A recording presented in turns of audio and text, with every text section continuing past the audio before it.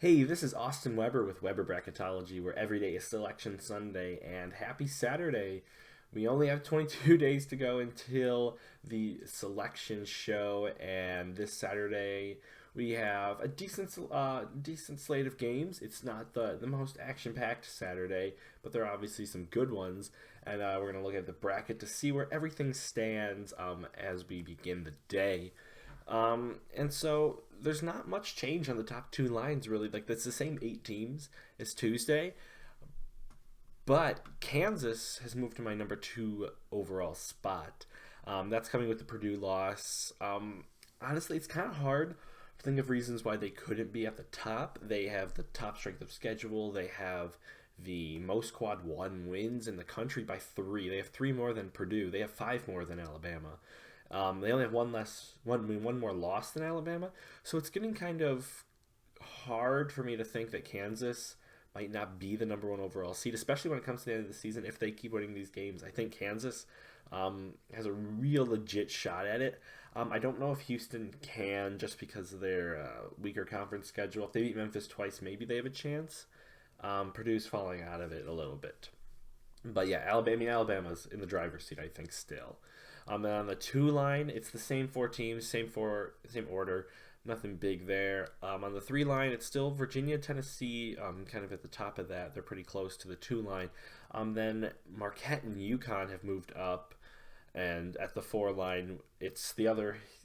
Because if you remember from last video, I think this is the hardest part for me right now to seed is Marquette through probably Indiana on the five line. So Marquette and UConn, they are sitting there at the three seeds. Then Gonzaga, Kansas State, Xavier, Iowa State are on the four line. They're all strong teams. They all have a shot at a three seed. Honestly, it's going to be really close, and it's going to really depend on how the season ends. The five line, Indiana and Miami, are really close to that four line. I think Indiana just lost, so they kind of need a win today. They play Illinois today. So they really need that. Miami's kind of cruising. The ACC is weak and they don't really have opportunities for big wins. That's really their downfall. Then St. Mary's sitting there at five. San Diego State's up to a five. San Diego State's good. I don't know if you've watched them, but they're a really good team. They could be dangerous in March, especially coming from a five seed. So I keep an eye out on them. I think five seeds their ceiling, given how strong the fours are, and that they don't have a lot more opportunities in the Mountain West, which is a strong conference. Last I heard, there's the fifth strongest, stronger than the ACC and Pac-12. So San Diego State's sitting pretty there at a five seed. On the sixth line, TCU's falling. They have got injuries. Mike Miles, their best players out, so they're going to be losing games in the Big 12, but they're going to be dangerous from wherever they are seeded. Northwestern, they just keep on going up. They're at a sixth seed. I don't know if they can get much higher than that, given their net ranking and everything, because it's still in the 40s, and they have a horrible non-conference strength of schedule. So I don't know how much higher they can get, but they're sitting at a six right now. They're locked for their second tournament bid ever. Creighton is another team that's climbing. They could have been a five seed. They were pretty close, and then Illinois is saying there's six as well. The seven line is really Big Ten heavy in this part of the part of the bracket. Iowa, Maryland, Michigan State, all strong resume. Maryland just beat Purdue to get up this high. Duke saying on a seven, not a really strong resume. But then when you start to look at the teams below them, I think they kind of just are there by default. The eight line, Rutgers. Rutgers is a team that's really falling all the way to an eight. They were a five not very long ago. But they've lost three in a row at this point. Providence, they're ticking back up for me, as well as Auburn. Mizzou kind of fell a little bit. But, I mean, these teams are all solidly on the 8 line. These are all teams that are solidly in the tournament. In the 9 line, Pittsburgh's moving up a bit. Oklahoma State's kind of sitting pat. Arkansas moved up just slightly. Nevada dropped, not because of anything they did, just because of Auburn and Providence having really good having some big wins that move them up to the 8 line. At the 10 seed, so we have West Virginia, NC State. They're kind of dropping a little bit. NC State doesn't have a lot of great wins on their resume. They don't have a lot of losses in general, but they can't really move up without these big wins. West Virginia just has a lot of losses, and Florida Atlantic got their third loss of the year. They're at a 10, and then Boise State is my last 10 seed.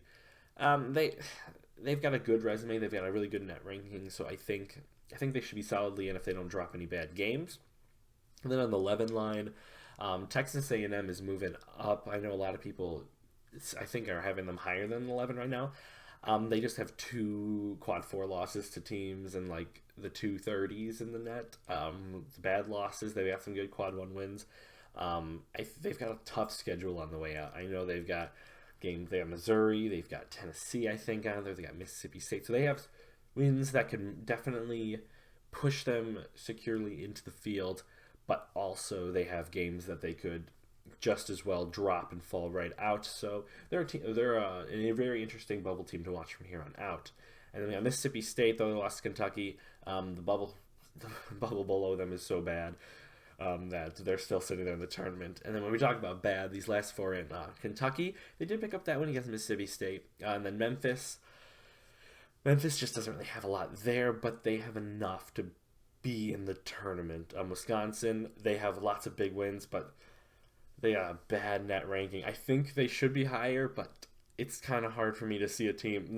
They were at a 74 when I made this bracket last night, and that would be the lowest net ranking ever for an at-large team. I really don't think I could put them much higher.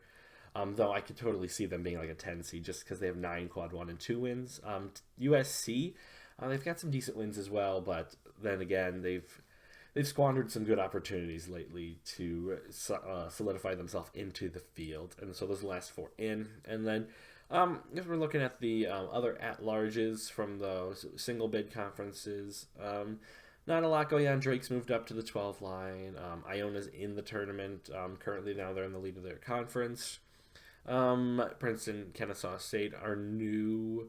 But other than that, I mean, yeah, Sanford and Youngstown State are new as well. So not a lot of changes in those regards. Though, I mean, they'll start changing big once those tournaments start to happen and these top seeds start falling.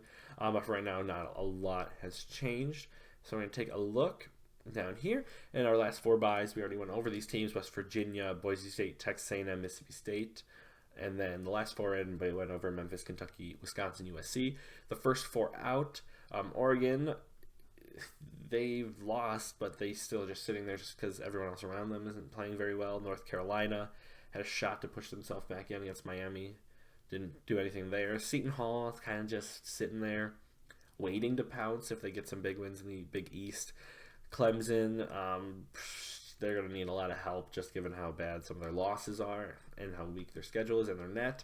New Mexico, oh my God, New Mexico has just plummeted. They were at an 8 like 2 weeks ago for me, and they've just lost some bad games to Air Force and Wyoming, teams that combined for like 7 total wins in the Mountain West. They had a great shot to be in, but they have fallen out pretty far actually. Utah State, Wake Forest, Arizona State are going to need a lot of help to get in. But yeah, so that's where we're sitting at this Saturday.